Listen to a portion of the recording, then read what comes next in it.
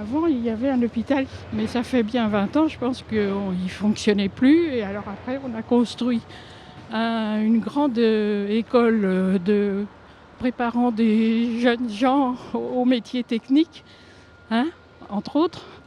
Et puis maintenant, on est en train de construire je ne sais pas quoi. Je crois qu'il y aura peut-être une histoire pour les enfants et les personnes âgées. À l'époque, c'était l'hôpital Hérold, un hôpital pour enfants, que nous avons connu. Nous habitons ici depuis 1934. Nous avons même fait soigner nos enfants dans cet hôpital. J'y habite depuis 72. J'ai connu l'hôpital Hérold, qui était un très beau bâtiment en briques rouges, avec plusieurs petits pavillons.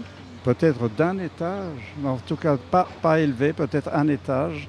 Et au milieu, c'était comme une avenue. Vous pouvez accéder à droite ou à gauche, selon les spécialités hospitalières qu'il y avait là. Pas très très grande, mais où les enfants étaient très bien accueillis, parce que bon, moi c'est une vieille mémoire de 50 ans, et on n'avait pas de scrupules à venir facilement.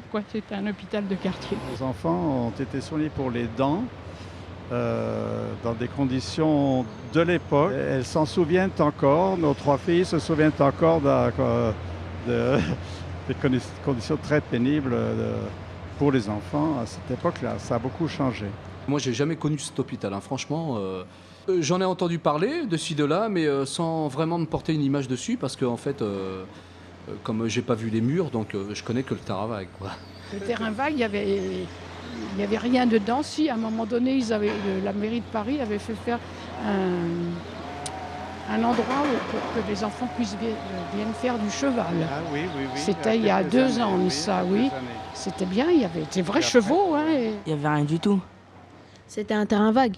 Il y avait du sable, des cailloux qui traînaient par terre. C'était vague. Il y avait des clochards qui étaient là-bas et on jouait au foot et tout. Il y avait un bout de grillage, il était cassé.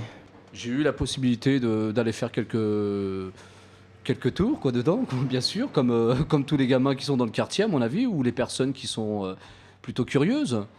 Parce que ce terrain vague-là, en fait, avant, il n'était vraiment pas fermé. Il y avait possibilité d'y entrer comme d'y sortir. Et puis, en fait, il y avait même des pauvres gens qui couchaient dedans. Je voyais ça, puis voilà, quoi. C'est vrai que je l'ai connu vraiment mort, ce terrain vague.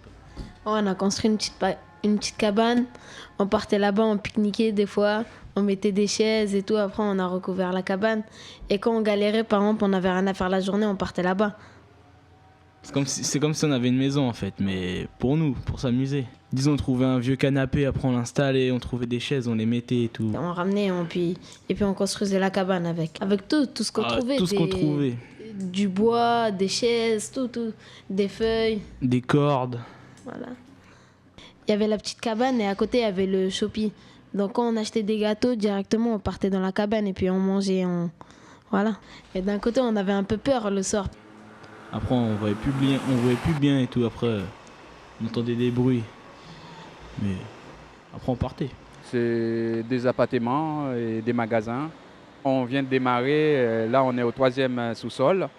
Et après, il faut démarrer 1er étage, 2e étage, jusqu'à 6e étage. C'est pas prêt, hein, parce qu'il y a du boulot. Quand on vient de démarrer les chantiers comme ça, on ne peut pas aller d'un seul coup. Il faut mettre tout en place et puis voilà, quoi. On est là pour quelques mois.